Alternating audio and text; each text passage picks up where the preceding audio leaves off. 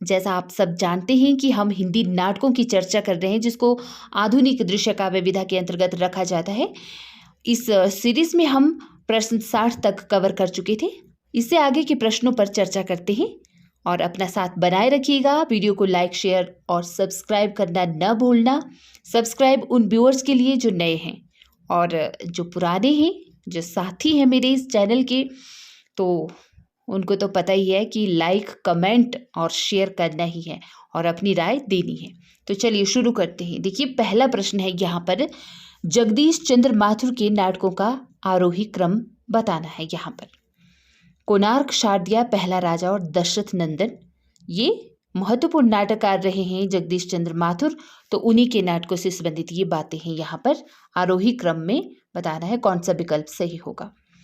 कोणार्क की बात करें तो इस नाटक को लिखा है इन्होंने वर्ष 1951 ईस्वी में, और इसमें इन्होंने कोणार्क से, आप समझ गए होंगे, कोणार्क मंदिर जो भुवनेश्वर में स्थित है, उसके जीर्ण शीर्ण की कहानी है इसमें, है ना। कोणार्क एक जीर्ण शीर्ण मंदिर है, और उत्कल प्रदेश उस समय जब हुआ करता था तो उसका महाप्रतापी राजा था एक नरसिंहदेव।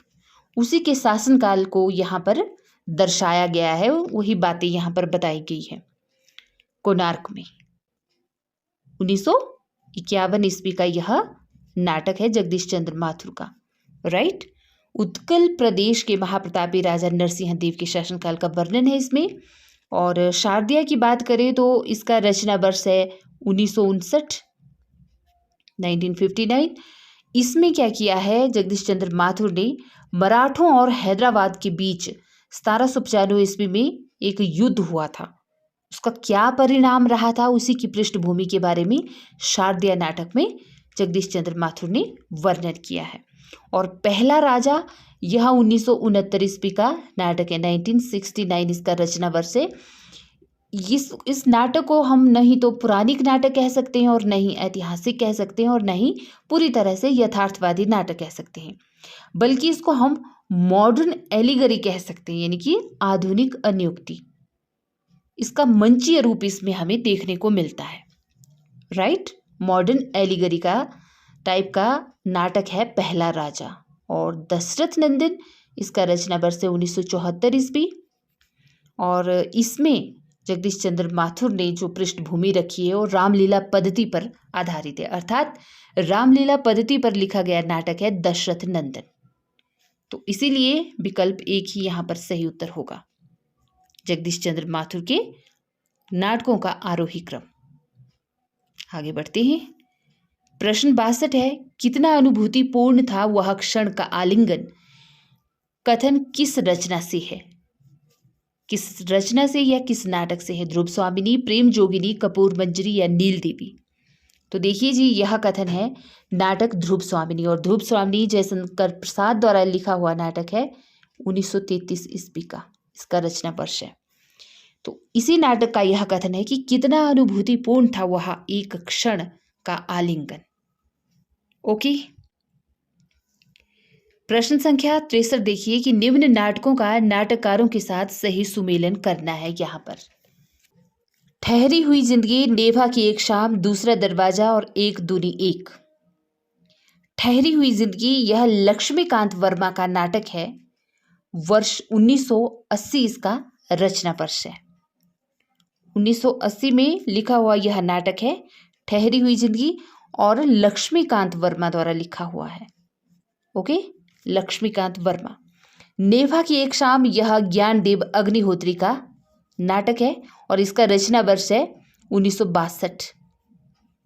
1962। दूसरा दरवाजा, यह लक्ष्मी नारायण लाल द्वारा लिखा हुआ 1972 में लिखा हुआ नाटक है। दूसरा दरवाजा लक्ष्मी नारायण लाल द्वारा, कब? 1972 ईस्वी का रचना वर्ष है। और एक दूनी एक, यह है सुरेंद्र वर्मा का नाटक, कब का लिखा हुआ? 1987 ईस्वी का लिखा हुआ। ये महत्वपूर्ण नाटक है और कई बार पूछे गए हैं हाल ही की परीक्षाओं में, इसीलिए मैंने आपके सामने ये सारे प्रश्न रखे हैं, आपने याद रखना है। चलिए आगे बढ़ते हैं। निम्नलिखित में से कौन सा नाटक स्त्री समस्या से संबंधित नहीं है? विकल्प है अंधा कुआं, चिड़ियों की एक झालर, साच कहूं तो, या फिर नेपथ्य राग। तो देखिए दिए गए विकल्पों में से जो नाटक स्त्री समस्या से संबंधित नहीं है वह है विकल्प 2, चिड़ियों की एक झालर। फटाफट से हम प्रश्नों को अब देखेंगे, थोड़ी स्पीड बढ़ाएंगे। राइट, लक्ष्मी नारायण लाल के नाटकों का आरोही क्रम बताइए। अंधा कुआं, मादा कैक्टस, मिस्टर अभिमन्यु और कर्फ्यू जैसे नाटक हैं लक्ष्मी नारायण द्वारा लिखे हुए महत्वपूर्ण। और अंधा कुआं यह 4 अंकों का एक ग्रामीण परिवेश में लिखा हुआ आंचलिक नाटक है। यथार्थवाद का इसमें चित्रण मिलता है। राइट, तो अंधा कुआं, इसका रचना वर्ष है 1955। और क्या है, इसमें 4 अंकों का यह नाटक है, ग्रामीण यथार्थ का आंचलिक नाटक, इस परिप्रेक्ष्य पे लिखा हुआ नाटक है। और मादा कैक्टस 1959 इसका रचना काल है, 1959। और यह 2 अंकों का प्रतीकात्मक नाटक है। राइट, इसमें 4 अंक हैं, इसमें 2 अंक हैं। और मिस्टर अभिमन्यु, तो मिस्टर अभिमन्यु का रचना वर्ष है 1971। और महाभारत के अभिमन्यु और आधुनिक अभिमन्यु के बीच का फर्क इसमें दिखाया गया है। राइट, और कर्फ्यू की बात करें तो इसका रचना वर्ष है 1972 में लिखा हुआ नाटक है यह लक्ष्मी नारायण लाल द्वारा। और इसमें 5 दृश्यों में विभाजित एक प्रतीकात्मक नाटक है। मतलब यह, इसमें फ्राइड का प्रभाव भी हम देख सकते हैं। लक्ष्मी नारायण लाल पर फ्राइड का जो प्रभाव पड़ा है वह भी इस नाटक में हमें देखने को मिलता है। और इसके कितने दृश्य हैं, 5 दृश्यों में आधारित है यह। ओके, तो आपने याद रखना है। चलिए आगे देखते हैं। प्रश्न संख्या 66 देखिए, निम्नलिखित में से रामेश्वर प्रेम का कौन सा नाटक बेन जॉनसन के नाटक वालपोनी या द फॉक्स का हिंदी रूपांतरण है? राजा नंगा है, लोमड़ वेश, शस्त्र संतान या फिर कैंप? तो इन विकल्पों में से सही विकल्प होगा विकल्प 2, लोमड़ वेश। लोमड़ वेश रामेश्वर प्रेम का बेन जॉनसन के नाटक वालपोनी या द फॉक्स का हिंदी रूपांतरण है। राइट, प्रश्न संख्या 67 देखिए, शंकर शेष के नाटकों का आरोही क्रम बताना है यहाँ पर। और शंकर शेष एक महत्वपूर्ण नाटककार रहे हैं हिंदी साहित्य के अंतर्गत। एक और द्रोणाचार्य, घरोदा, अरे मायावी सरोवर और रक्तबीज जैसे महत्वपूर्ण नाटक इनके द्वारा लिखे गए हैं। एक और द्रोणाचार्य इस नाटक की बात करें तो यह 2 प्रसंगों में आधारित नाटक है। इसमें महाभारत के द्रोणाचार्य का भी वर्णन देखने को मिलता है और आधुनिक यथार्थवादी प्रोफेसर अजय का भी इसमें चित्रण देखने को मिलता है। यानी कि हम यह कह सकते हैं कि आधुनिकता और ऐतिहासिकता का, दोनों का इसमें मिक्सचर हमें देखने को मिलता है। राइट, जैसे द्रोणाचार्य थे महाभारत के, वह कितने अपने वचनों में बिल्कुल सटीक थे, तो उसी तरह से उनका कंपेयर किया गया है यहाँ पर आधुनिक जो प्रोफेसर रहते हैं इस नाटक के अंतर्गत अजय, उनके साथ। ओके, और इसके रचना वर्ष की बात करें तो 1977 इसका रचना वर्ष है, एक और द्रोणाचार्य का 1977। राइट, शंकर शेष का नाटक है यह। और घरोंदा यह 2 अंकों में आधारित नाटक है और इसमें स्त्री जीवन का चित्रण किया गया है, जो कार्यालय या दफ्तरों में कार्यरत होती है। कार्यालय यानी कि एक कामकाजी स्त्री का वर्णन है इसमें, जो किसी कार्यालय या दफ्तरों में जो स्त्री काम करती है उसका जीवन किस तरह से रहता है, वह घरोंदा में बड़े अच्छे से दिखाया गया है। 1978 का यह नाटक है, 1978 इसका रचना वर्ष है। और अरे मायावी सरोवर इसका रचना वर्ष है 1980। इसमें राजा रानी के माध्यम से स्त्री पुरुष के संबंधों की जटिलता को दिखाया गया है इस नाटक में। और रक्तबीज, इसमें नए जीवन दर्शन के तनाव का चित्रण मिलता है हमें देखने को। इसका रचना वर्ष नहीं है मुझे पता और ना ही बुक्स में मिला। राइट, तो ये यानी कि विकल्प 1 यहाँ पर शंकर शेष के नाटकों का सही आरोही क्रम है। चलिए आगे देखते हैं। प्रश्न 68 है, निम्नलिखित में से किस एकांकी में संयुक्त परिवार की समस्या को उठाया गया है? अधिकार का रक्षक एकांकी में, बहने एकांकी में, सूखी डाली या फिर तौलिए एकांकी में? तो दिए गए विकल्पों में से सही विकल्प होगा विकल्प 3, सूखी डाली नाम से एक एकांकी लिखी गई है, उसी में हमें संयुक्त परिवार की समस्या को देखने को मिलती है, संयुक्त परिवार की समस्या। प्रश्न संख्या 69, निम्न नाटकों का नाटककारों के साथ सही सुमेलन क्या होगा बताना है। नेभा की एक शाम, ज्ञानदेव अग्निहोत्री का यह महत्वपूर्ण नाटक है। ओके। और यदि मैं इसके रचना वर्ष की बात करूं तो 1962 इसका सही रचना वर्ष है, 1962।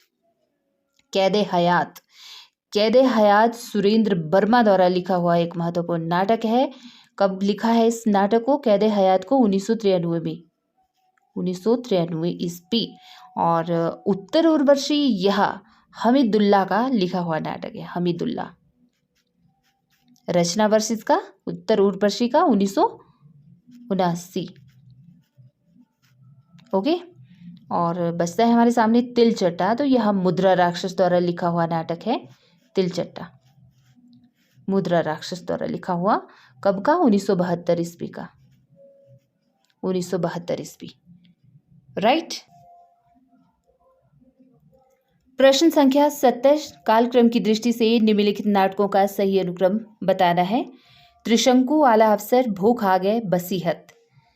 तो त्रिशंकु नाटक है बृजमोहन शाह द्वारा लिखा हुआ और इसका रचना वर्ष है 1973 ईस्वी। और आला अफसर यह प्रसिद्ध नाटककार मुद्रा राक्षस द्वारा लिखा हुआ नाटक है, 1979 इसका रचना वर्ष है, 1979। भूख आग है, इसका रचना वर्ष है 1998 और यह लिखा है कृष्ण बलदेव वैद्य ने। कृष्ण बलदेव वैद्य का नाटक है भूख आग है। और साथ ही आपका नाटक है अंतिम, वसीयत। तो वसीयत का इसका भी रचना वर्ष है 1998 और यह नाग बडोस द्वारा लिखा हुआ नाटक है। ओके, नाग बडोस द्वारा लिखा हुआ नाटक है। तो ये इसका सही, यानी कि विकल्प 1 इसका सही अनुक्रम है इन नाटकों का। प्रश्न संख्या 71, हिंदी नाटकों का नाटककारों से सही सुमेलन क्या होगा। योर्स फेथफुली किसके द्वारा लिखा हुआ नाटक है? कहे कबीर, सुनो भाई साधो, कोर्ट मार्शल और त्रिशंकु। योर्स फेथफुली नाटक है नाटककार मुद्रा राक्षस द्वारा लिखा हुआ, वर्ष 1974 में, 1974 में लिखा हुआ यह नाटक है मुद्रा राक्षस द्वारा। और कहे कबीर, सुनो भाई साधो, यह नरेंद्र मोहन द्वारा लिखा हुआ नाटक है, वर्ष 1987 ईस्वी का, 1987। और कोर्ट मार्शल यह स्वदेश दीपक द्वारा लिखा हुआ नाटक है, 1991 ईस्वी का, 1991 ईस्वी। और त्रिशंकु यह बृजमोहन शाह द्वारा लिखा हुआ नाटक है, 1973 ईस्वी का। तो ये इसका सही सुमेलन है। ओके। प्रश्न संख्या 72 देखिए, निम्न में से किस नाटक से विसंगति बोध नाटकों की शुरुआत मानी जाती है, हिंदी में बताना है। विकल्प है कालकोठरी, तांबे के कीड़े, ऊसर और नदी प्यासी थी। तो सही विकल्प होगा विकल्प 3, ऊसर से।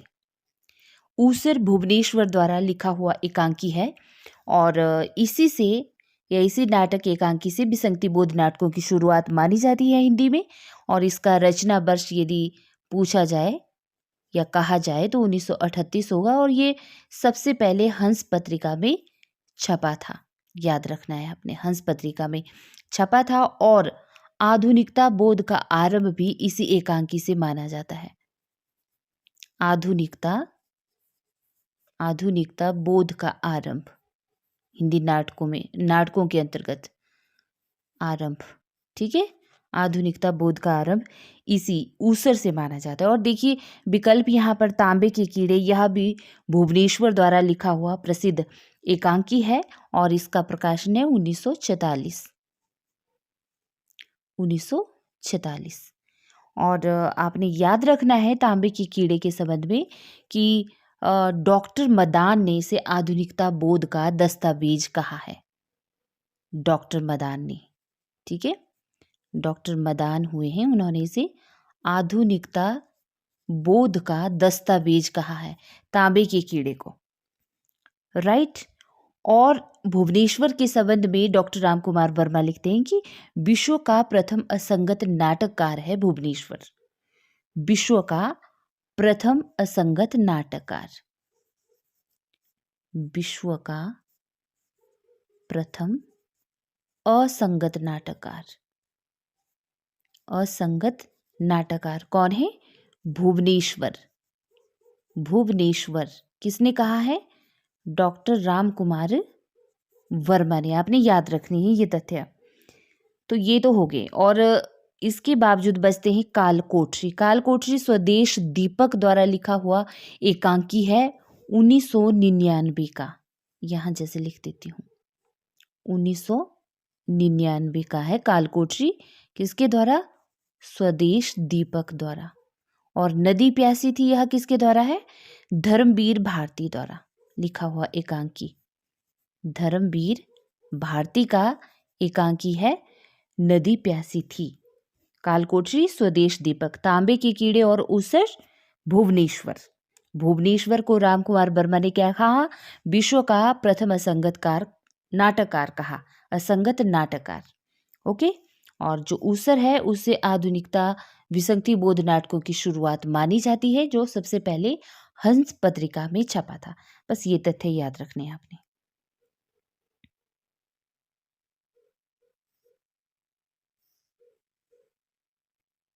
प्रश्न संख्या 73 देखिए। मुद्रा राक्षस के नाटकों का सही अनुक्रम बताना है। तिलचट्टा, तेंदुआ, आला अफसर और संतोला, ये प्रमुख नाटक है। तिलचट्टा नाटक, इसमें स्त्री पुरुष के यौनिकता संबंधी प्रश्नों को उठाया गया है। यौनिकता की समस्याएं रहती है ना, उन प्रश्नों को उठाया गया है तिलचट्टा नाटक में मुद्रा राक्षस ने। और तेंदुआ, इस नाटक में मनुष्य की आद्रिक व पाशविक प्रवृत्तियों का चित्रण है। मनुष्य की आद्रिक व पाशविक प्रवृत्तियों का चित्रण।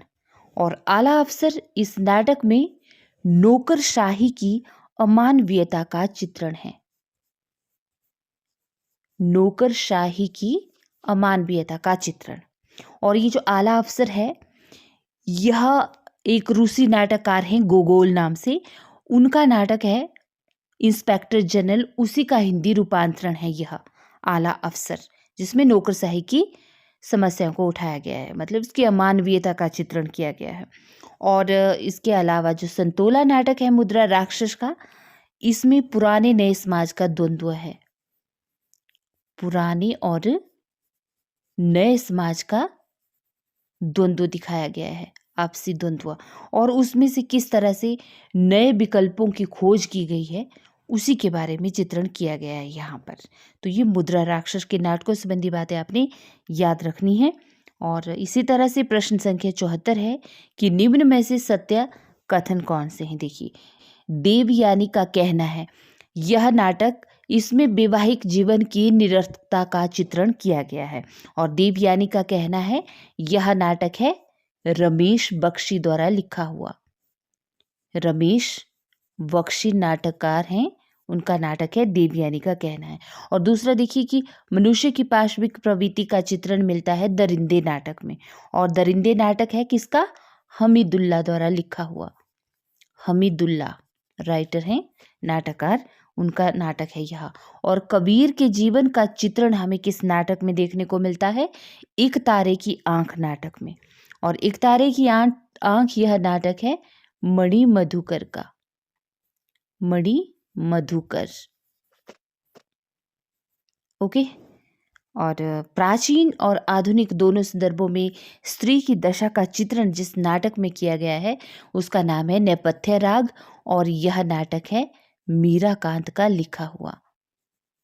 मीराकांत। तो बस याद रखना है आपने। आगे बढ़ते हैं। प्रश्न संख्या 75 देखिए। दलित नाटककारों को उनके नाटकों से सुमेलित करना है। प्रश्न ध्यान से देखना है। दलित नाटककारों को उनके नाटकों के साथ। अछूतोद्धार नाटक, यह रामेश्वरी प्रसाद राम द्वारा लिखा गया नाटक है अछूतोद्धार। और त्रिरत्न ज्योतिबा फुले द्वारा लिखा हुआ नाटक है। ये सभी के सभी यहाँ पर दलित नाटककार हैं। 1.5 इंच मुस्कान, यह मोहनदास नैमिष राय द्वारा लिखा गया एक दलित नाटक है, जो दलित नाटककार रहे स्वयं भी। और नंगा सत्या सुशीला टाक भौरे द्वारा लिखा हुआ नाटक है। नंगा सत्य नाम से। ओके, तो यह हो गया इनका सही मिलान। चलिए आगे देखते हैं। प्रमुख समस्या नाटकों को उनके नाटककारों के साथ सुमेलित करना है। सिंदूर की होली यह लक्ष्मी नारायण मिश्र द्वारा लिखा हुआ नाटक है। पहले भी हमने इस नाटक को देखा है कई बार। सिंदूर की होली लक्ष्मी नारायण मिश्र द्वारा लिखा हुआ। कब लिखा गया है इस नाटक को? वर्ष 1934 में। 1934 में लिखा गया है इसको लक्ष्मी नारायण मिश्र द्वारा। और स्वर्ग की झलक यह नाटक है उपेंद्र नाथ अश्क का। उपेंद्र नाथ अश्क द्वारा लिखा गया है वर्ष 1940 में। स्वर्ग की झलक। और युगे युगे क्रांति यह विष्णु प्रभाकर द्वारा लिखा हुआ नाटक है। युगे युगे क्रांति कब लिखा गया है इसको? विष्णु प्रभाकर द्वारा वर्ष 1969 में, 1969। और बंधन यह हरिकृष्ण प्रेमी द्वारा लिखा हुआ नाटक है। बंधन 1941 ईस्वी का इसका रचना वर्ष है, 1941 ईस्वी। ओके, तो बस ये प्रमुख समस्या नाटक है। यहाँ प्रश्न को ध्यान से समझना है, कौन से कैसे नाटक है। तो आप अब देखिए, सिंदूर की होली कैसा नाटक है? समस्या नाटक है। स्वर्ग की झलक कैसा नाटक है? समस्या नाटक है। युगे युगे क्रांति और बंधन ये सारे के सारे समस्या नाटक हैं। कोई ना कोई समस्या इन नाटकों में उठाई गई है और इनके राइटर और इनका रचना वर्ष आपके सामने है। चलिए आगे देखते हैं। नाटक के संबंध में कथन देखिए कि डॉक्टर लाल के नाटकों का क्षेत्र बहुत ही व्यापक है, जिनमें भारतीय गांव से लेकर अत्याधुनिक शहरी जीवन की विभिन्न पारिवारिक, सामाजिक, राजनीतिक, सांस्कृतिक, मनोवैज्ञानिक समस्याओं का निरूपण कुशलतापूर्वक किया गया है। और उनके नाटक जीवन एवं समाज की विभिन्न असंगतियों और विषमताओं का उद्घाटन सफलतापूर्वक करते हैं। यह कथन किस विद्वान का है या किस आलोचक का है? डॉक्टर गणपति चंद्र गुप्त का, प्रेमचंद का, प्रसाद का या डॉक्टर गोपाल राय का? तो देखिए विकल्प 1 डॉक्टर गणपति चंद्र गुप्त का यह कहना है। डॉक्टर लाल मतलब कौन? डॉक्टर लक्ष्मी नारायण लाल मिश्र के बारे में यह कहा गया है। ओके, तो आपने याद रखना है। आगे बढ़ते हैं। हिंदी का प्रथम एकांकी किसे माना गया है? अच्छा सॉरी, यहाँ पर क्या कहा मैंने आपको कि डॉक्टर लक्ष्मी नारायण मिश्र बोला ना मैंने? नहीं नहीं, मिश्र नहीं होगा यहाँ पर, डॉक्टर लक्ष्मी नारायण लाल। देखिए कंफ्यूजन कई बार हो जाता है। तो लाल यहाँ पर लिखा है, तो डॉक्टर कौन है? ये लक्ष्मी नारायण लाल है ना, लक्ष्मी नारायण लाल। इनके बारे में यह डॉक्टर गणपति चंद्र गुप्त का कहना है। ओके, तो आगे बढ़ते हैं। हिंदी का प्रथम एकांकी माना जाता है। दिए गए विकल्पों में से बताना है किसे। एक घूंट को, तांबे के कीड़े, बादल की मृत्यु या जोंक। सभी के सभी महत्वपूर्ण एकांकी हैं। यह हिंदी का प्रथम एकांकी एक घूंट को माना जाता है। ओके, एक घूंट। और एक घूंट किसके द्वारा लिखा गया एकांकी है? जयशंकर प्रसाद द्वारा लिखा गया एकांकी है। जयशंकर प्रसाद द्वारा लिखा गया एकांकी है। और तांबे के कीड़े यह लिखा गया है भुवनेश्वर द्वारा। भुवनेश्वर एकांकीकार रहे बड़े ही महत्वपूर्ण। और बादल की मृत्यु रामकुमार वर्मा द्वारा लिखा गया है।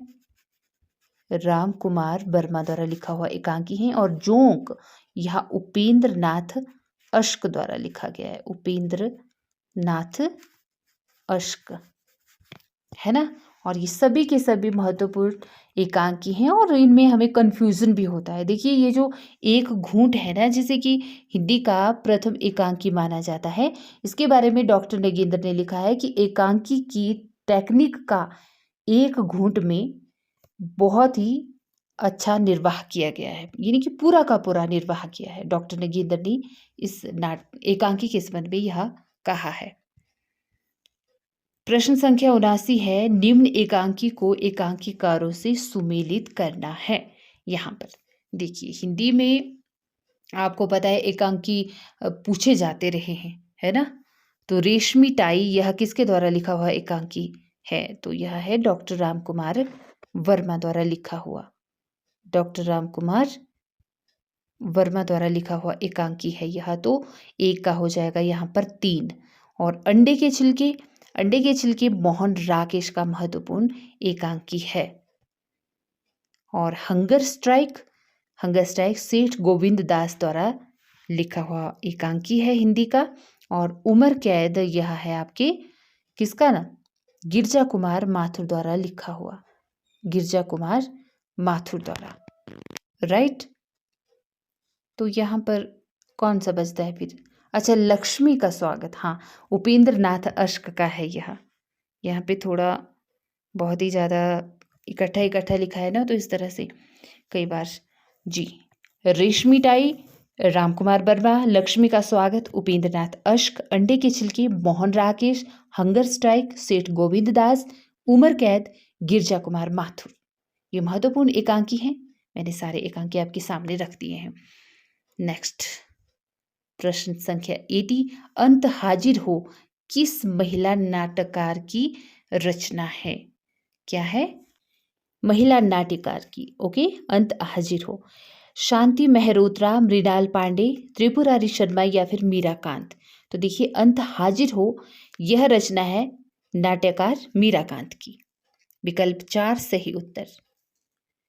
निम्न संवाद पंक्तियों को नाटकों के साथ सुमेलित करना है। जैसे कि मैं भावना का वर्णन किया है, यह किस नाटक की पंक्ति है? मैंने भावना में भावना का वर्णन किया है। तो देखिए, यहाँ आषाढ़ का एक दिन इस नाटक की पंक्ति है।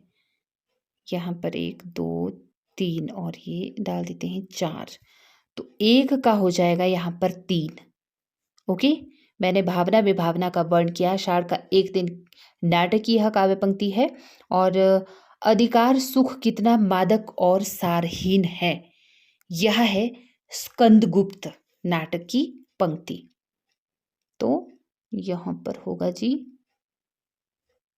आपके 2 का 4 कि अधिकार कितना मादक और सारहीन है, अधिकार सुख स्कंदगुप्त नाटक की पंक्ति है। और समझदारी आने पर यौवन चला जाता है, और जब तक माला गूंथी जाती है ना तो फूल कुम्हला जाते हैं। ये महत्वपूर्ण पंक्ति है चंद्रगुप्त नाटक की। ठीक है, समझदारी आने पर, तो यहाँ पर 3 का हो जाएगा 1। और नारी का आकर्षण पुरुष को पुरुष बनाता है, तो उसका आकर्षण उसे गौतम बुद्ध बनाता है। यह काव्य पंक्ति है लहरों के राजहंस नाटक से। ठीक है, लहरों की राजहंस नाटक से। तो 4 का हो जाएगा यहाँ पर 2। फटाफट से बता दूं, मैंने भावना में भावना का वर्णन किया है, यह पंक्ति है नाटक आषाढ़ का एक दिन से। अधिकार सुख कितना मादक और सारहीन है, यह है स्कंदगुप्त नाटक से। और समझदारी आने पर यौवन चला जाता है, जब तक माला गूंथी जाती है फूल कुम्हला जाते हैं। पूरी पंक्ति इस तरह से है। तो यह है नाटक चंद्रगुप्त से। और नारी का आकर्षण पुरुष को पुरुष बनाता है, तो उसका अपकर्षण उसे गौतम बुद्ध बनाता है। तो यह है आपके लहरों के राजहंस से। और ये किसके द्वारा लिखे गए नाटक हैं?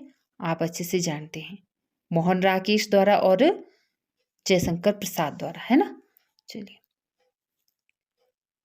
नेक्स्ट है, कविता करना अनंत पुण्य का फल है। और इस दुराशा और अनंत उत्कंठा से कवि जीवन व्यतीत करने की इच्छा हुई। यह संवाद पंक्ति जयशंकर प्रसाद के किस नाटक से है? चंद्रगुप्त, ध्रुव स्वामिनी, स्कंदगुप्त या राजश्री? तो देखिए, यह संवाद पंक्ति है जयशंकर प्रसाद के स्कंदगुप्त नाटक से। विकल्प 3 यहाँ पर सही होगा। प्रश्न संख्या 83, निम्नलिखित में से 2 समानांतर कथा प्रसंगों पर चलने वाला शंकर शेष का महत्वपूर्ण नाटक कौन सा है? क्या कोमल गांधार, पोस्टर, एक और द्रोणाचार्य या फिर अरे मायावी सरोवर? किसका है? शंकर शेष का है। और 2 समानांतर कथाएं एक साथ चली हैं ये प्रसंग, तो एक और द्रोणाचार्य। विकल्प 3 यहाँ पर सही उत्तर होगा। 3 है यहाँ पर, ठीक है, एक और द्रोणाचार्य। चलिए आगे बढ़ते हैं। और प्रश्न संख्या 84, विद्रोहिणी अम्बा नाटक के रचनाकार कौन है? विद्रोहिणी अम्बा। क्या सेठ गोविंदास, चंद्रगुप्त विद्यालंकार, गोविंद बल्लभ पंत या उदय शंकर भट्ट? तो उदय शंकर भट्ट द्वारा लिखा हुआ नाटक है विद्रोहिणी अम्बा। निम्नलिखित में से किस नाटक के प्रछन्न नायक गौतम बुद्ध हैं? गौतम बुद्ध बताना है। अजातशत्रु, विक्रमादित्य, लहरों के राजहंस या फिर दशाश्वमेध। तो लहरों के राजहंस विकल्प तीन यहाँ पर, तीन कहें या थ्री कहें जो भी है, राइट। प्रछन्न नायक है इसकी गौतम बुद्ध। निम्नलिखित में से कौन सा नाटककार सर्वाधिक नाटकों का रचयिता है? ज्ञानदेव अग्निहोत्री, लक्ष्मी नारायण लाल, भारतेंदु हरिश्चंद्र या सर्वेश्वर दयाल सक्सेना। तो देखिए जी, सर्वाधिक नाटक किस नाटककार ने लिखे हैं? तो लक्ष्मी नारायण लाल ने। विकल्प 2 यहां पर सही उत्तर होगा। ओके। प्रश्न संख्या 87, निम्न स्त्री पात्रों को नाटकों से सुमेलित कीजिए। तो स्त्री पात्र बताए गए हैं, यहाँ पर बताना है हमने कि शीलवती कौन से नाटक की प्रमुख पात्र है। तो शीलवती है देवयानी का कहना है, ओके, इस नाटक की प्रमुख पात्र हैं। और शर्मिष्ठा यह है नाटक देहांतर की प्रमुख पात्र। और सुरेखा की बात करें तो यह है सूर्य की अंतिम किरण से सूर्य की पहली किरण तक। और उर्वी है द्रौपदी नाटक की प्रमुख पात्र। तो यहाँ पर 1 2 3 और ये 4, इस तरह से हम इनको सही सुमेलित कर पाए। और नेक्स्ट है देखिए, चौपट चपेट और मयंक मंजरी, इन नाटकों के लेखक कौन है? यहाँ पर 2 नाटकों के नाम आपके सामने हैं, किशोरीलाल गोस्वामी या फिर बाबूराम कृष्ण वर्मा, मथुरा प्रसाद चौधरी या रूप नारायण पांडे। तो देखिए, किशोरीलाल गोस्वामी ऐसे नाटककार रहे हैं जिनके नाटक हैं या जिन्होंने ये नाटक लिखे हैं चौपट चपेट और मयंक मंजरी नाम से। विकल्प 1 सही उत्तर। नाटक के कथानक में कुछ दृश्य सूच्य होते हैं, यानी कि सूचना के द्योतक होते हैं। 5 प्रकार के इन सूच्य कथानकों का सही अनुक्रम क्या होगा? विष्कंभक, प्रवेशक, चूलिका, आकांक्षय या अंकावतार, या फिर पहले चूलिका फिर आकांक्षय, अंकावतार, प्रवेशक या फिर विष्कंभक। तो देखिए, दिए गए विकल्पों में से विकल्प 1 ही सही उत्तर होगा। यहाँ पर विष्कंभक, फिर उसके बाद प्रवेशक, उसके बाद चूलिका, उसके बाद आकांक्षय और फिर अंकावतार। ये कथानक में कुछ ऐसे दृश्य सूच्य होते हैं जो कथानक के लिए महत्वपूर्ण होते हैं, किसी भी नाटक के कथानक में महत्वपूर्ण रोल प्ले करते हैं। निम्नलिखित में से हिंदू मुस्लिम एकता को प्रतिपादित करने वाला कौन सा नाटक है? हिंदू मुस्लिम एकता को प्रतिपादित करने वाला नाटक क्या नील देवी है, रक्षाबंधन है, सिंदूर की होली या फिर सागर विजय? तो दिए गए विकल्पों में रक्षाबंधन ऐसा नाटक है जो हिंदू मुस्लिम एकता को प्रतिपादित करता है। और मैंने ये सारे नाटक पहले ही आपको प्रकाशन वर्ष या यूं कहें रचना वर्ष सहित बता दिए हैं। अब आपने याद रखना है कि रक्षाबंधन किसके द्वारा लिखा हुआ नाटक है।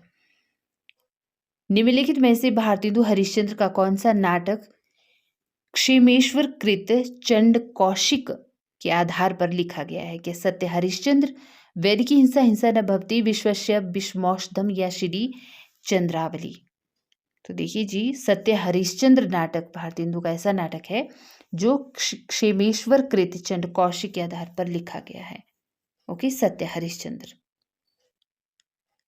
आज इस पराजय की बेला में सिद्ध हुआ, झूठी थी सारी अनिवार्यता भविष्य की, केवल कर्म सत्य है, मानव जो करता है इसी समय उसी में निहित है, भविष्य युग युग तक का। अंधा युग नाटक का उक्त संवाद किस अंक से लिया गया है? बताना है। कौरव नगरी से, पशु का उदय से, प्रभु की मृत्यु से या फिर गांधारी का शाप? तो देखिए, अंधा युग नाटक के बारे में आप कौन नहीं जानता, धर्मवीर भारती द्वारा लिखा हुआ महत्वपूर्ण नाटक है और यह अंकों में डिवाइडेड है। तो गांधारी का शाप, इस अंक से यह संवाद यहाँ पर रखा गया है, गांधारी का शाप से। चलिए नेक्स्ट भी देखते हैं कि मैं इस घर से ही अपने अंदर कुछ ऐसी चीजें लेकर गई हूँ जो किसी भी स्थिति में मुझे स्वाभाविक नहीं रहने देती। आधे अधूरे नाटक के प्रस्तुत संवाद का संबंध किस पात्र से है? बड़ी लड़की, छोटी लड़की, स्त्री या फिर लड़का? तो आप सभी जानते हैं आप सबने देखा भी होगा और पढ़ा भी होगा। आधे अधूरे मोहन राकेश द्वारा लिखा गया एक महत्वपूर्ण नाटक है जो दाम्पत्य जीवन को स्त्री पुरुष के खोखलेपन, जो खोखला संबंध होता है, उसको बयां करता है। इसमें बड़ी लड़की जो रहती है सावित्री की, उसका यह कथन है, संवाद है यहाँ पर, राइट, कि मैं इस घर से ही अपने अंदर कुछ ना कुछ ऐसी चीजें लेकर गई हूं। प्रश्न संख्या 94, निम्न रचनाओं को उनके नाट्य रूप से सुमेलित करना है, जैसे कि चंद्रावली, विशेष्य विषमौसम, एक घूंट, करुणालय, अंधेर नगरी।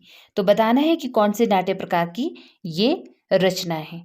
चंद्रावली की बात करें तो यह एक तरह की नाटिका है, भारतेंदु द्वारा लिखी हुई। इसका प्रकार है कि यह एक नाटिका है। और विशेष्य विषमौसम यह एक भाण है, राइट, भाण शैली में लिखा हुआ नाटक। विशेष्य विषमौसम क्या है? क्या है इसका स्वरूप? भाण। और एक घूंट यह है आपकी एकांकी। ओके, एकांकी है एक घूंट। और करुणालय, करुणालय है आपका गीति नाट्य। करुणालय कैसा है? गीति नाट्य है। और अंधेर नगरी यह क्या है? यह एक प्रहसन है। ओके, तो आपने ये याद रखने हैं। प्रसाद और यहाँ पर भारतेंदु के यहाँ पर ये रखे गए हैं नाटक। एक घूंट और करुणालय जयशंकर प्रसाद का है, और बाकी चंद्रावली, विशेष्य विषमौसम, अंधेर नगरी ये हैं भारतेंदु द्वारा लिखे हुए। अतएव दो बालुकापूर्ण कगारों के बीच में एक निर्मल सोतवाहिनी का रहना आवश्यक है। यह संवाद चंद्रगुप्त नाटक के किस पात्र का है बताना है। चंद्रगुप्त का, चाणक्य का, सेल्यूकस का या राक्षस का? तो देखिए, चाणक्य द्वारा कहा गया यह संवाद है। ओके, चंद्रगुप्त नाटक जयशंकर प्रसाद का है। अभिव्यक्ति की स्वतंत्रता का प्रश्न सुरेंद्र वर्मा के किस नाटक में आया है? 8वां सर्ग, नायक खलनायक विदूषक, शकुंतला की अंगूठी, या फिर सूर्य की अंतिम किरण से सूर्य की पहली किरण तक? तो देखिए, अभिव्यक्ति की स्वतंत्रता का प्रश्न सुरेंद्र वर्मा के नाटक 8वां सर्ग में आया है। ओके, 8वां सर्ग। नेक्स्ट, निम्न नाटकीय संवादों को उनके पात्रों के साथ सुमेलित कीजिए। जैसे कि यहाँ पर नाटकों से संबंधित संवाद है कि संसार भर को नीति और शिक्षा का अर्थ मैंने यही समझा है कि आत्म सम्मान के लिए मर मिटना ही दिव्य जीवन है। तो यह तो बिल्कुल सही है। चंद्रगुप्त नाटक से यह संवाद यहाँ पर रखा गया। और भाषा ठीक करने से पहले मैं मनुष्यों को ठीक करना चाहता हूँ, तो यह चाणक्य द्वारा कहा गया संवाद है।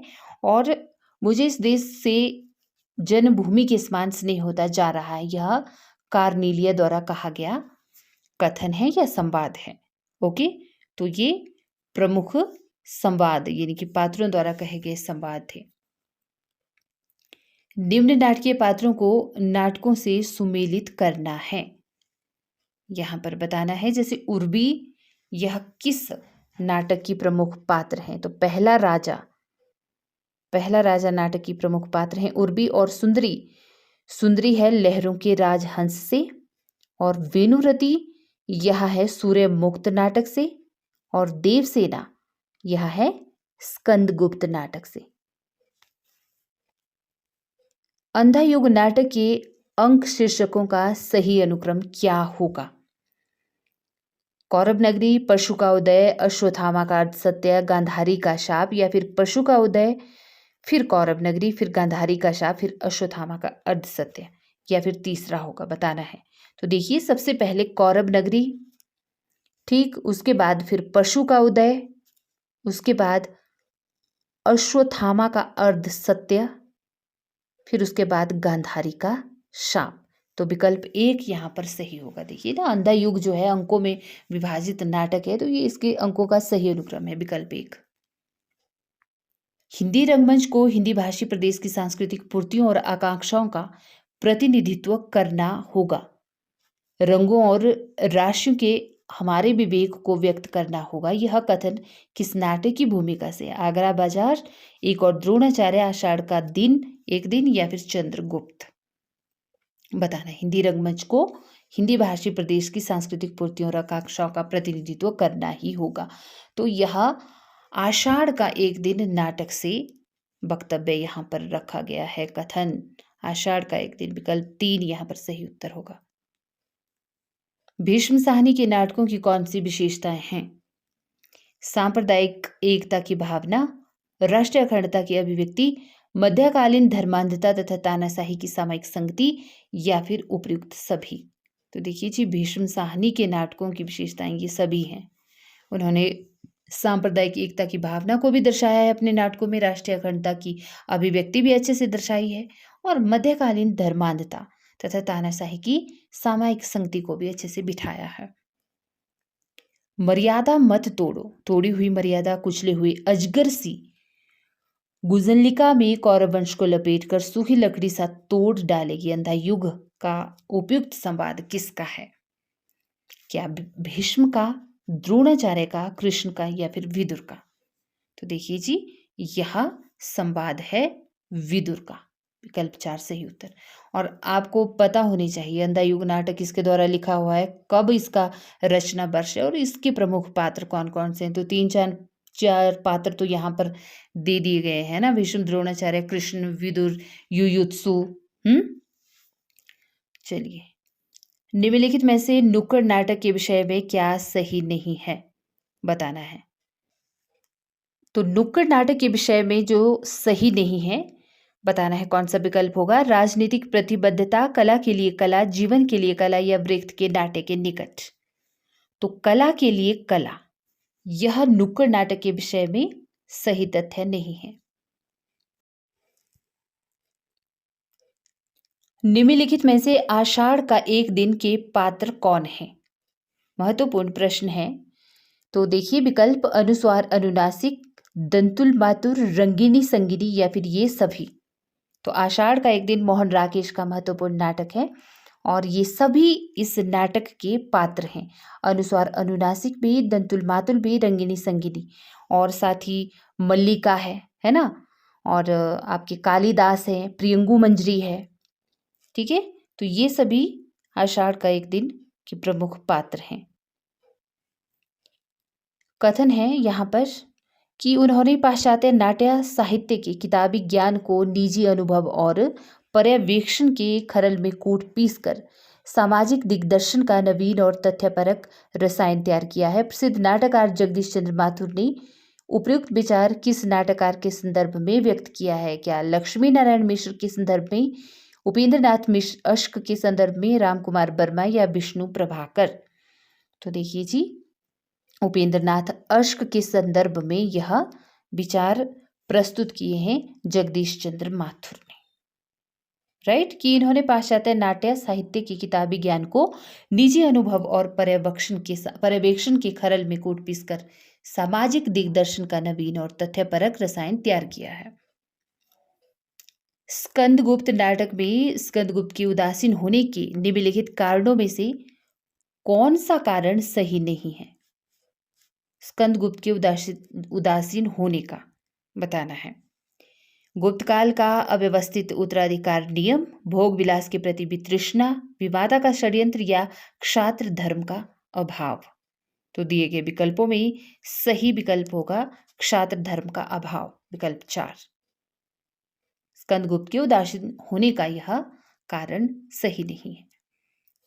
मानव प्रवृत्तियों अथवा मनोविकारों को पात्रों के रूप में उपस्थित कर नाटकीय द्वंद्व सृष्टि करने वाले जयशंकर प्रसाद के नाटक हैं। क्या विशाख, कामना, सज्जन, या फिर प्रायश्चित? तो देखिए जी, जयशंकर प्रसाद का एक ऐसा नाटक जो मानव प्रवृत्तियों और मनोविकारों के को पात्रों के तौर पर उपस्थित कर नाटकीय द्वंद्व की सृष्टि करता है, वह है कामना नाटक। विकल्प 2 यहाँ पर सही उत्तर होगा। ठीक है, विकल्प 2 होगा सही यहाँ पर, 2। चलिए आगे बढ़ते ही। अभिजातीय वर्गीय परिवार की कठोर अनुशासनबद्धता के जुल्म और विद्रोह तथा मशीनी जिंदगी से मुक्ति का चित्रण निम्नलिखित में से किस नाटक की विषय वस्तु है? कैद, अलग अलग रास्ते, अंजू दीदी, या फिर उड़ान? कौन सा होगा यहाँ पर? तो सही विकल्प होगा अंजो दीदी। अंजो दीदी किसके द्वारा लिखा हुआ नाटक है? इसका रचना वर्ष क्या है आप बताएंगे। आप कुछ भी रिस्पॉन्ड नहीं कर रहे हैं, या तो आप सब जानते हैं या फिर क्या बोल सकती हूँ। चलिए, अगर जानते भी हैं तब भी लिख दीजिए ना कमेंट बॉक्स में, आपका ही भला होगा इसमें। इतिहास के गड़े मुर्दे उखाड़ने का काम इस युग के साहित्य में वांछनीय नहीं है। अपने किस नाटक की भूमिका में लक्ष्मी नारायण मिश्र ने जयशंकर प्रसाद के ऐतिहासिक संस्कृत नाटकों की प्रतिक्रिया में यह बात कही है? सन्यासी, मुक्ति का रहस्य, सिंदूर की होली या फिर राजयोग? तो देखिए, अपने सन्यासी नाटक में यह बात कही है इन्होंने, सन्यासी। ओके, विकल्प एक सही उत्तर होगा। जयशंकर प्रसाद की जो ऐतिहासिक संस्कृत नाटकों की प्रतिक्रिया में यह बात कही है, किसने? लक्ष्मी नारायण मिश्र ने। ओके, सन्यासी नाटक के अंतर्गत। भारत दुर्दशा शीर्षक से ही भारतेंदु के अलावा इनमें से किसने नाटक लिखा है? भारत दुर्दशा शीर्षक से ही लिखा है। एक तो भारतेंदु हरिश्चंद्र ने लिखा है, इनके अलावा किसने लिखा है? प्रताप नारायण मिश्र ने, लाला श्रीनिवास दास ने, पंडित केशव राम भट्ट ने या फिर बाबू तोताराम ने? तो देखिए जी, यह लिखा है प्रताप नारायण मिश्र ने, भारतेंदु की तरह भारत दूरदर्शन नाम से। विकल्प एक सही उत्तर। रेल का विकेट खेल नामक नाटक कौन सी पत्रिका में छपता था? कवि वचन सुधा, हिंदी प्रदीप मैगजीन यानी कि हरिश्चंद्र मैगजीन या ब्राह्मण? क्या? रेल का विकेट खेल नामक नाटक बताना है कि कौन सी पत्रिका में छपता था। तो उस पत्रिका का नाम था हरिश्चंद्र मैगजीन, इसमें छपा था यह नाटक। आगे बढ़ेंगे। जीवन विश्व की संपत्ति है। ओके, और प्रमोद से, क्षणिक आवेश से या फिर दुख की कठिनाइयों से उसे नष्ट करना ठीक नहीं है। ध्रुव स्वामिनी नाटक से लिया गया यह कथन किस पात्र का है? क्या चंद्रगुप्त का, ध्रुव स्वामिनी, मिहिरदेव या फिर मंदाकिनी का? तो यह कहना रहा है चंद्रगुप्त का। ठीक है, कि जीवन विश्व की संपत्ति है, उसे प्रमोद से, क्षणिक आवेश से या दुख की कठिनाइयों से नष्ट करना ठीक नहीं है। चंद्रगुप्त ने कहा है यह। हिंदी में समस्या नाटकों के जन्मदाता कौन माने जाते हैं? क्या भुवनेश्वर, लक्ष्मी नारायण मिश्र, जयशंकर प्रसाद या जगदीश चंद्र माथुर? तो हिंदी में समस्या नाटकों के जन्मदाता माने जाते हैं लक्ष्मी नारायण मिश्र। विकल्प दो सही उत्तर। फटाफट से आगे बढ़ेंगे। मेरी इच्छा भारतीय इतिहास के अप्रकाशित अंश में से उन प्रकांड घटनाओं का दिग्दर्शन कराने की है जिन्होंने हमारी वर्तमान स्थिति को बनाने का बहुत प्रयत्न किया है। उपयुक्त कथन प्रसाद के कौन से नाटक की भूमिका में कहा है? प्रसाद ने राजश्री, विशाख, चंद्रगुप्त या फिर स्कंदगुप्त? तो देखिए जी, जयशंकर प्रसाद का विशाख नाटक है, आपने अवश्य पढ़ा होगा। उसी की भूमिका में स्वयं उन्होंने यह कहा है कि मेरी इच्छा भारतीय इतिहास के अप्रकाशित अंश में से उन प्रकांड घटनाओं का दिग्दर्शन कराने की है जिन्होंने हमारी वर्तमान स्थिति को बनाने का बहुत प्रयत्न किया है। नाटक संबंधी आलोचना ग्रंथ तीसरा पाठ का सही प्रकाशन वर्ष बताना है। एक नाटक संबंधी आलोचना ग्रंथ लिखा गया है तीसरा पाठ नाम से, उसका सही प्रकाशन वर्ष क्या था? क्या वर्ष 1964, 1987, 1998 या 2004? तो यह आलोचना ग्रंथ लिखा गया, प्रकाशित हुआ था वर्ष 1998 में। विकल्प 3 यहाँ पर सही उत्तर होगा। त्रिशंकु के नाटककार कौन हैं? क्या मुद्रा राक्षस हैं, बृजमोहन सिंह, मणि मधुकर या रमेश बख्शी? तो बृजमोहन सिंह का नाटक है त्रिशंकु। डॉक्टर नगेंद्र ने हिंदी का पहला एकांकीकार किसे माना है?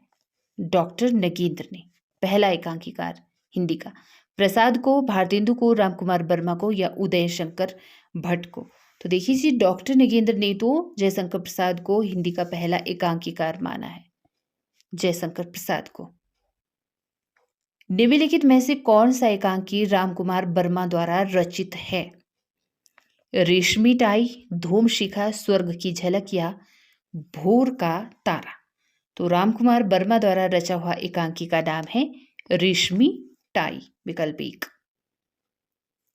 इनमें से कौन सी एकांकी भुवनेश्वर द्वारा रचित नहीं है पूछा है, भुवनेश्वर द्वारा रचित नहीं है। प्यालियां टूटती हैं, अकबर, इतिहास की केंचुल, आजादी की नींव। तो प्यालियां टूटती हैं यह भुवनेश्वर द्वारा रचित नहीं है, और बाकी अकबर, इतिहास की केंचुल, आजादी की नींव यह भुवनेश्वर द्वारा रचित एकांकियों के नाम हैं। इनमें से कौन सी एकांकी सुरेंद्र वर्मा द्वारा रचित है? नदी प्यासी थी, अंडे के छिलके, देवताओं की छाया में, नींद क्यों रात भर नहीं आती। तो देखिए, नींद क्यों रात भर नहीं आती यह सुरेंद्र वर्मा द्वारा रचित एकांकी है। ठीक है। निम्नलिखित में से कौन से पात्र सुरेंद्र वर्मा के नाटक से संबंधित हैं? कोमा और शकराज, शीलवती और ओका, नंद सुंदरी है, ययाति और माधवी। तो क्या पूछा है? सुरेंद्र वर्मा के नाटक से संबंधित कौन से पात्र हैं? तो देखिए, शीलवती और ओका। ठीक है, शीलवती और ओका जो है सुरेंद्र वर्मा के नाटक से संबंधित प्रमुख पात्र हैं। विकल्प 2 सही उत्तर। पुरुष का सबसे बड़ा रोग है स्त्री, और स्त्री का सबसे बड़ा रोग पुरुष।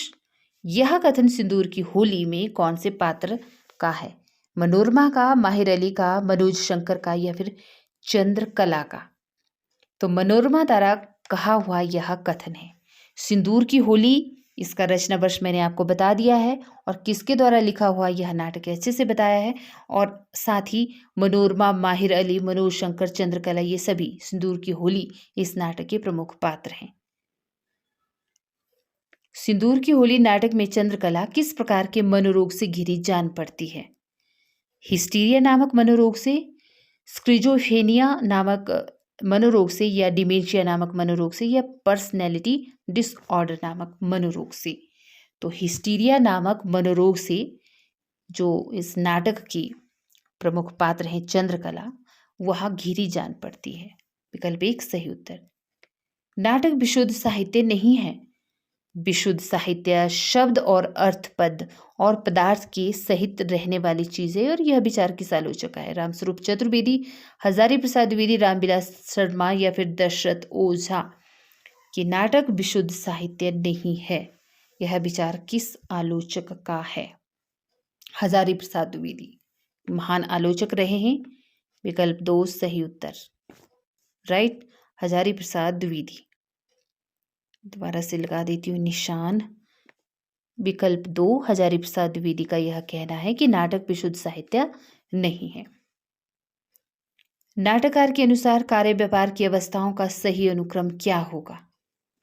कार्य व्यापार जो रहता है ना नाटकों में, कि सही अनुक्रम में, अवस्थाओं के अनुक्रम में, तो उसका बताना है सही क्रम क्या होगा यहाँ पर। तो देखिए, आरंभ, प्रत्याशा, नियताप्ति, प्रयत्न, या फिर फलागम। ठीक है, दिए गए विकल्पों में से कौन सा विकल्प होगा? तो सबसे पहले होगा आरंभ, फिर होगा प्रयत्न, और फिर प्रत्याशा, फिर नियताप्ति, और फिर फलागम। विकल्प 3 यहाँ पर सही उत्तर होगा। नाट्यशास्त्र भरत मुनि द्वारा लिखा हुआ ग्रंथ है, यह नाट्यशास्त्र के अनुसार पूछा है। कार्य व्यापार की अवस्थाएं बताई हैं ये भरत मुनि ने। ओके, आरंभ, प्रयत्न, प्रत्याशा, नियताप्ति और फलागम। निम्नलिखित नाटकीय संवादों को उनके कहने वाले पात्रों से सुमेलित करना है। यहाँ पर देखिए क्या लिखा है कि आवश्यकता ही संसार के तमाम व्यवहारों की दलाल है। यह किसका कहना है? तो यह कहना है विजया का। और विजया कौन से नाटक के पात्र हैं आप बताएंगे मुझे। विधान की स्याही का एक बिंदु गिरकर भाग्य लिपि पर काली मां चढ़ा देता है। यह किसके द्वारा कहा गया है? यह कहा गया है चंद्रगुप्त द्वारा। ठीक है, चंद्रगुप्त द्वारा। और यदि प्रेम ही जीवन का सत्य है तो संसार क्या है? ज्वालामुखी है। यह किसके द्वारा कहा गया है? कार्नेलिया द्वारा कहा गया है। जयशंकर प्रसाद की कौन से नाटक से है कार्नेलिया? आप बताना है, आपने बताना है। ठीक है, और क्या है? सच है कि वीरता जब भागती है तो उसके पैरों से राजनीतिक छल छंदों की धूल उड़ती है। यह किसके द्वारा कहा गया है? मंदाकिनी के द्वारा। ठीक है, लास्ट वाला है 4, मंदाकिनी द्वारा कहा हुआ, और ये महत्वपूर्ण संवाद है। आवश्यकता ही संसार के तमाम व्यवहारों की दलाल है। विजया का कहना है विधान की स्याही का एक बिंदु गिरकर भाग्य लिपि पर कालिमा चढ़ा देता है। यह कहना है आपके किसके द्वारा? मंदाकिनी द्वारा। और यदि प्रेम ही जीवन का सत्य है तो संसार ज्वालामुखी है, कार्नेलिया ने कहा है। और सच है वीरता जब भागती है तो उसके पैरों से राजनीतिक छल छंदों की धूल उड़ती है।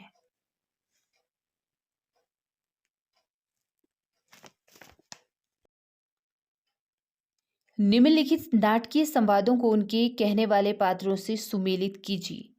चलिए पढ़ते हैं। आवश्यकता ही संसार के तमाम व्यवहारों की दलाल है। यह कौन से पात्र का कहना है? तो यह कहना है विजया का। ओके, यह कौन से नाटक के प्रमुख पात्र हैं आप बताएंगे मुझे। स्याही यानी कि विधान की स्याही का एक बिंदु गिरकर भाग्य लिपि पर कालिमा चढ़ा देता है, यह कहना किस पात्र का है? तो देखिए जी, यह कहना है चंद्रगुप्त का। ठीक। यदि प्रेम ही जीवन का सत्य है तो संसार ज्वालामुखी है, यह कहना है कार्नेलिया का। अब जयशंकर प्रसाद के ये कौन से नाटक से हैं कार्नेलिया, आप बताएंगे मुझे। और सच है कि वीरता जब भागती है तो उसके पैरों से राजनीतिक छल छंदों की धूल उड़ती है, यह कहना है मंदाकिनी का। ओके। अंजू दीदी नाटक में अंजू के पति का क्या नाम है? अंजू दीदी नाटक एक तो किसके द्वारा लिखा गया है, कब लिखा गया है? क्या इंद्र नारायण है, इंद्रायण है, नारायण देव है या इंद्रेश है? तो देखिए अंजू दीदी नाटक में अंजू के पति का नाम होता है इंद्र नारायण। विकल्प एक सही उत्तर। हिंदी में बिसंगती नाटकों की शुरुआत कौन से नाटक से मानी जाती है? भंवर, ऊसर, आधे अधूरे या फिर हानूश। विसंगति नाटकों की शुरुआत। तो देखिए दिए गए विकल्पों में से विकल्प 2 यहाँ पर सही उत्तर होगा। ऊसर नाटक से मानी जाती है हिंदी में विसंगति नाटकों की शुरुआत। सिंदूर की होली के किस पात्र ने विधवा मनोरमा का हाथ जीवन भर अविवाहित रहने के लिए पकड़ा, ना कि उसे अपनी स्त्री बनाने के लिए? तो देखिए सिंदूर की होली किसके द्वारा लिखा गया नाटक है और यह किस पात्र ने विधवा मनोरमा का हाथ जीवन भर अविवाहित रहने के लिए पकड़ा? मुरारी लाल ने, मनोज शंकर ने, रजनीकांत ने या भगवंत सिंह ने? तो सही विकल्प होगा मनोज शंकर। ओके। और साथ ही आपको यह भी तय हो गया कि ये सभी के सभी पात्र किस किस नाटक से हैं? सिंदूर की होली। आधुनिक भारतीय भाषाओं में हिंदी को ही यह गौरव प्राप्त है कि आधुनिक काल का इसका इतिहास नाटकों से ही शुरू होता है। यह कथन किस आलोचक का है? रामविलास शर्मा का, नामवर सिंह का, नैमिचंद्र जैन का या फिर बचन सिंह का? तो देखिए जी, हमारे आलोचक नामवर सिंह का यह कहना है कि आधुनिक भारतीय भाषाओं में हिंदी को ही यह गौरव प्राप्त है कि आधुनिक काल इसका इतिहास नाटकों से ही शुरू होता है, आधुनिक काल का। ठीक है। समानांतर कथा प्रसंगों को लेकर लिखा गया नाटक कौन सा है? समानांतर कथा प्रसंगों को लेकर लिखा गया नाटक। द्रौपदी, आठवां सर्ग, पहला राजा या एक और द्रोणाचार्य? तो सही विकल्प होगा एक और द्रोणाचार्य। और इसी तरह से पहले भी मैंने आपसे प्रश्न पूछा कि 2 समानांतर कथा प्रसंगों को एक साथ लेकर चलने वाला नाटक कौन है, तब भी एक और द्रोणाचार्य होगा, या फिर समानांतर कथा प्रसंगों को लेकर लिखा गया नाटक तब भी एक और द्रोणाचार्य ही होगा। अंधा युग नाटक के आरंभ में कौन से पुराण का जिक्र आता है? महत्वपूर्ण प्रश्न है। मत्स्य पुराण का, पद्म पुराण का, विष्णु पुराण का या शिव पुराण का? अंधा युग नाटक के आरंभ में बताना है। तो देखिए अंधा युग नाटक के आरंभ में आता है विष्णु पुराण का जिक्र। विकल्प 3 यहां पर सही उत्तर होगा। निर्णय के क्षण में विवेक व मर्यादा व्यर्थ सिद्ध होते आए हैं सदा, यह कथन अंधा युग नाटक में कौन से पात्र ने कहा है? कृष्ण ने, गांधारी ने, संजय ने या फिर विदुर ने? तो देखिए जी, गांधारी का यह कथन है कि निर्णय के क्षण में विवेक व मर्यादा व्यर्थ ही सिद्ध होते आए हैं सदा। और अंधा युग नाटक महत्वपूर्ण है और इससे बहुत सारे कथन बनते हैं। ठीक है। जितने तरह के कथन पात्र इसके आपने याद रखने हैं, सब मैंने आपके सामने रखने की कोशिश की है। बस आपने बने रहना है और लाइक करते रहना है, वीडियोस को शेयर भी करना है प्लीज़। बहुत कम आपका सपोर्ट नहीं मिल रहा है मुझे। जिनका मिल रहा है ना, जो मेरे साथ बने हुए हैं तमाम गिने चुने, उनका तहे दिल से बहुत बहुत शुक्रिया। अब भी समय है दुर्योधन, समय अब भी है। हर क्षण इतिहास बदलने का क्षण होता है। अंधा युग में यह कथन किस पात्र का है? किस पात्र ने कहा है दुर्योधन को? विदुर ने, बृहदयाचक ने, संशय ने या युयुत्सु ने? तो देखिए जी, बृहदयाचक द्वारा यह कहा गया है, ओके, दुर्योधन को, कि अब भी समय है दुर्योधन, समय अब भी है और हर क्षण इतिहास बदलने का क्षण होता है। नेक्स्ट देखिए, अस्त्र रहेंगे तो उपयोग में आएंगे ही। यह संवाद अंधा युग में कौन से पात्र का है? बृहदयाचक का, प्रहरी का, कृष्ण का या युधिष्ठिर का? कि अस्त्र रहेंगे तो उपयोग में आएंगे ही। तो अंधा युग में यह संवाद है प्रहरी द्वारा कहा हुआ, प्रहरी द्वारा। ओके, कौन सा विकल्प होगा यहाँ पर सही? विकल्प 2, प्रहरी द्वारा कहा है यह। और ये सारे आपने तमाम जो पात्र है ना इस नाटक के, ये याद रखने हैं। नेक्स्ट भी अंधा युग से ही है कि अंधा युग में जिस पात्र के द्वारा कृष्ण मृत्यु को प्राप्त होते हैं उसका नाम क्या है? जरा, अजस्र, विषण या जारज? तो देखिए, अंधा युग नाटक में जिस पात्र के द्वारा कृष्ण मृत्यु को प्राप्त होते हैं उसका नाम था जरा। ठीक, अंधा युग के नाटक से पात्र का मृत्युपरांत व्याध रूप में कायांतरण होता है। सैनिक, दुर्योधन, बृहदयाचक या फिर प्रहरी? तो बृहदयाचक, विकल्प 3 सही उत्तर। ठीक है, बृहदयाचक का जब मृत्यु हो जाती है ना तो उसके उपरांत व्याध के रूप में कायांतरण हो जाता है इनका। हिंदी नाटक का एक महत्वपूर्ण विकास क्रम मानते हुए कारवां संग्रह को किस पत्रिका में स्थान दिया गया था? विशाल भारत में, धर्मयुग में, हंस में या रंग दर्शन में? तो यहाँ पर सही विकल्प होगा विकल्प 3, हंस पत्रिका में। कारवां, यह हिंदी नाटक का एक महत्वपूर्ण विकास क्रम माना गया है इसको, राइट। यह संग्रह है हिंदी नाटकों का कारवां नाम से, तो इसको हंस पत्रिका में स्थान दिया गया था। हिंदी नाटक में एवर्सिटी के पहले और बड़े रचनाकार हुए हैं भुवनेश्वर, तो उनको प्रेमचंद की खोज किसने माना है? दूधनाथ सिंह ने, मोहन राकेश ने, नेमिचंद्र जी ने या जयदेव तनेजा ने? तो देखिए जी, भुवनेश्वर को प्रेमचंद की एक खोज माना है दूधनाथ सिंह ने, विकल्प 1 सही उत्तर। ओके, भुवनेश्वर एक बहुत बड़े रचनाकार माने जाते हैं, एकांकीकार, रचनाकार, एवर्सिटी के नाटक लिखने वाले, असंगत नाटककार। ठीक है, विकल्प 1 यहां पर सही उत्तर होगा, भुवनेश्वर। कारवां की समीक्षा प्रेमचंद ने हंस के कौन से अंक में की थी?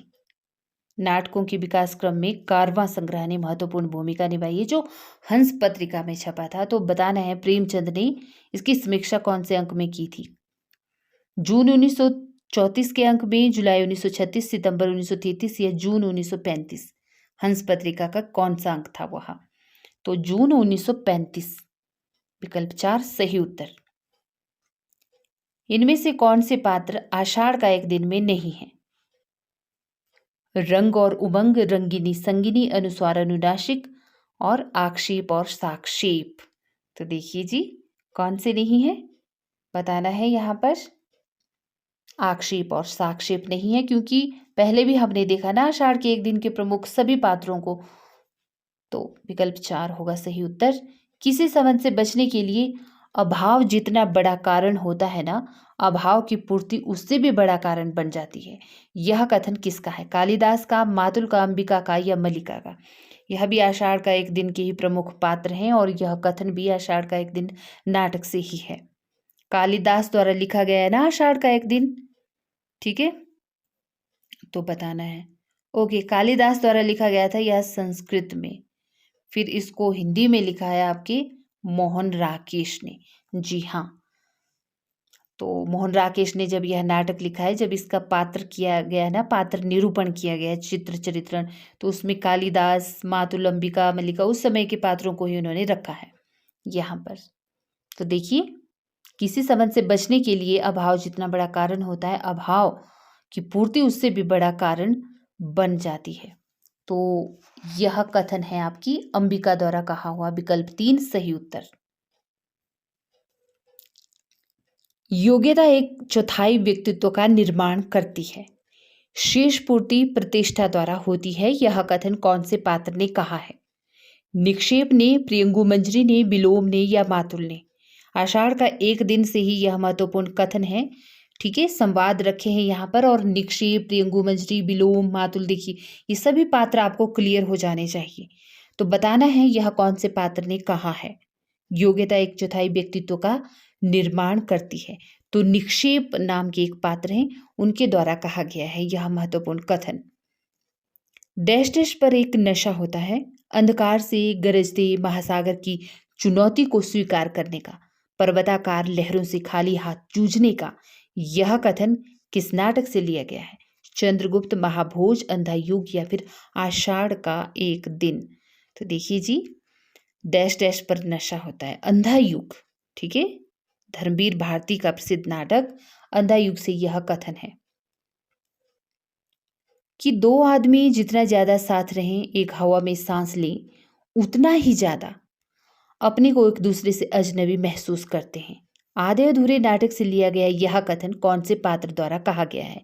स्त्री के द्वारा, बड़ी लड़की के द्वारा, पुरुष एक के द्वारा या फिर अशोक के द्वारा? तो बड़ी लड़की जो रहती है ना, बिन्नी, उसके द्वारा यह कहा गया है।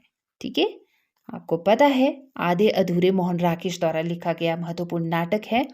तो कि दो आदमी जितना ज़्यादा साथ रहें, कि हवा में सांस लें, उतना ही ज़्यादा वे एक दूसरे से अजनबीपन महसूस करते हैं। बड़ी लड़की के द्वारा कहा हुआ कथन है यह। अगर हमारी पूरी आसपास की जिंदगी इस मध्यवर्गीय प्रवृत्ति के लिए है, तो मैं नहीं समझता कि इससे हटकर कुछ और भी लिखा जा सकता है या लिख सकते हैं। यह कथन कौन से नाटककार का है? मोहन राकेश, भीष्म साहनी, सर्वेश्वर दयाल सक्सेना या सुरेंद्र वर्मा? तो देखिए, यह कहना है मोहन राकेश नाटककार का। ओके, आधे अधूरे नाटक का प्रकाशन वर्ष बताना है, कब हुआ है आधे अधूरे नाटक का? वर्ष 1959 में, 1969 में, 1958 या 1963 में?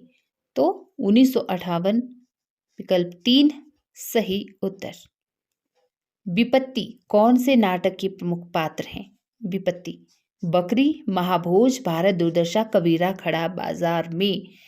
तो देखिए जी, बकरी सर्वेश्वर दयाल सक्सेना का प्रसिद्ध नाटक है बकरी, उसी का प्रमुख पात्र है विपत्ति। सर्वेश्वर ने, यानी कि सर्वेश्वर दयाल सक्सेना ने किससे बातचीत की, फिर उसके उपरांत बकरी नाटक लिखा? जयप्रकाश नारायण से, के कामराज, राम मनोहर लोहिया या आचार्य कृपलानी? तो राम मनोहर लोहिया से बातचीत करने के उपरांत, उनकी बातों से प्रभावित होने के उपरांत सर्वेश्वर दयाल सक्सेना ने बकरी नाटक की रचना की। ठीक है, चंदू कौन से नाटक का पात्र है? चंदू, आधे अधूरे, एक और द्रोणाचार्य, बकरी या सिंदूर की होली? तो दी, चंदू नाटक है एक और द्रोणाचार्य से। एक और द्रोणाचार्य किसके द्वारा लिखा हुआ नाटक है? मैंने बताया है आपको पहले। निम्नलिखित में से कौन सा नाटक बिहार में हुए हिंसक वेलद्दी कांड पर आधारित है? महाभोज, नरमेध, जलता हुआ रथ या रक्त बीज? तो देखिए, यहाँ पर बिहार में हुए हिंसक वेलद्दी कांड पर आधारित जो नाटक है उसका नाम है महाभोज। मनु भंडारी द्वारा लिखा हुआ महत्वपूर्ण नाटक है महाभोज। ठीक है, निम्नोक्त पात्रों को उनके नाटकों से सुमेलित करना है। भिष्टी, माहिर अली, भगवंत सिंह, शुक्ल बाबू? तो भिष्टी नाम का जो यहाँ पर पात्र है वह है बकरी नाटक से। किस नाटक से? बकरी नाटक से। और माहिर अली यह है सिंदूर की होली नाम नाटक से, सिंदूर की होली। भगवंत सिंह भगवंत सिंह हैं सिंदूर की होली का ही प्रमुख पात्र। ठीक है, भगवंत सिंह भी सिंदूर की होली का, यहाँ पर एक और बार लिखना चाहिए था। और शुक्ल बाबू है आपकी नाटक महाभोज से। ओके, महाभोज से। और यहाँ पर अंजू दीदी भी तो रहता है ना। ओके, यहाँ पर अंजू दीदी, मतलब अंजू दीदी की जगह यहाँ पर सिंदूर की होली ही होना था। ठीक है, क्योंकि अंजू दीदी का यहाँ पर कोई भी पात्र नहीं है, तो दो पात्र आ गए हैं एक ही नाटक से। सिंदूर की होली से ही है आपका कौन, शुक्ल बाबू भी। ओके, इस तरह से भी हो सकता है। चलिए, अंधा युग के निम्नलिखित पात्रों को उनकी प्रमुख चारित्रिक विशेषताओं के साथ सुमेलित करना है। अंधा युग नाटक देखिए कितना महत्वपूर्ण है। युयुत्सु, यहाँ पर क्या है, जो पात्र रखे हैं ना उनकी चारित्रिक विशेषताओं के साथ सुमेलित करना है। युयुत्सु को क्या माना गया है, यहाँ पर सत्याग्रही माना गया है, सत्याग्रही। ठीक है, युयुत्सु की जो चारित्रिक विशेषता है वो है सत्याग्रही। और अश्वत्थामा की क्या है, पाशविक प्रतिहिंसक, अश्वत्थामा। और संजय की है कर्मलोक से बहिष्कृत तटस्थ। ओके, और विदुर है संशयग्रस्त। ये चारित्रिक विशेषताएं रखते हैं ये अंधा युग के प्रमुख पात्र। तो बस सिंपल सा है।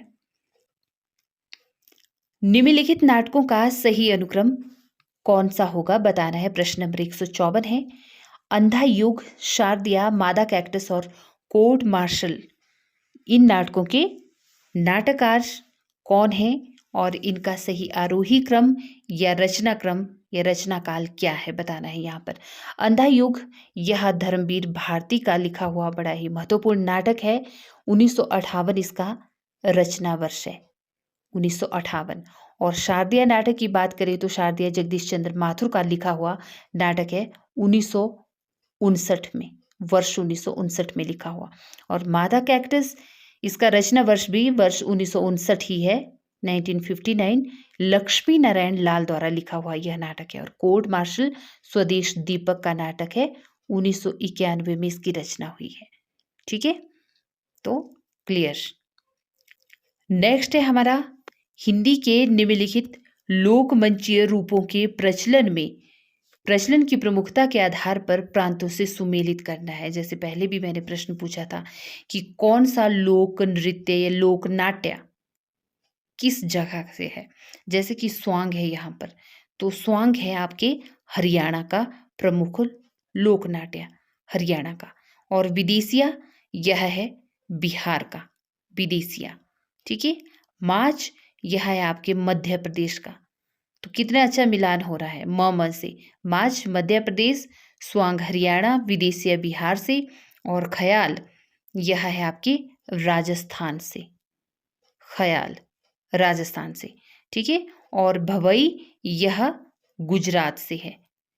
लोक नाट्य, गुजरात का प्रसिद्ध लोक नाट्य है भवई, और राजस्थान में भी हालांकि यह होता है भवई नाम से। तो बस आपने याद रखने हैं यहाँ पर 1 2 3 4 और ये 5। यानी कि मैं दोबारा से बता दूं आपको, स्वांग हो गया आपके कहाँ का, हरियाणा का। ठीक है, 1 का हो गया यहाँ पर 3, और विदेशिया हो गया कहाँ से, विदेशिया कहाँ से है, बिहार से। ठीक है, लोकनाट्य। और माच है मध्य प्रदेश से, ख्याल है राजस्थान से, और भवई है गुजरात और राजस्थान दोनों जगह से। लेकिन यहाँ पे गुजरात है सामने, तो गुजरात ही आपने सही करना है। तो बस हिंदी के प्रसिद्ध नाटकों से संबंधित यह महत्वपूर्ण प्रश्नोत्तरी थी जो आपके बहुत ही काम की है। और आप देखना, अगर नाटक संबंधी कोई भी प्रश्न, कोई भी तथ्य आएगा तो इन्हीं में से आएगा। ठीक है, मैंने तमाम उन सभी कथनों, प्रश्नों को रखने की यहाँ पर कोशिश की है, किसी को भी छोड़ा नहीं है, जितने भी महत्वपूर्ण थे, चाहे वो एकांकी हो चाहे नाटक। आप वीडियो को लाइक शेयर करना ना भूलें और बने रहें मेरे साथ। आलोचना और निबंधों से संबंधित प्रश्नोत्तरी में जल्दी आपके सामने रखूंगी, और उसके बाद हम भारतीय काव्य शास्त्र पर प्रश्नों को समझेंगे। ठीक है, मिलती हूँ आपसे नेक्स्ट कड़ी में। तब तक अपना ख्याल रखें, पढ़ते रहें, सजग रहें और अपने स्वास्थ्य का ध्यान भी रखें। इन्हीं शुभकामनाओं के साथ आपसे अलविदा लेती हूँ। नमस्कार।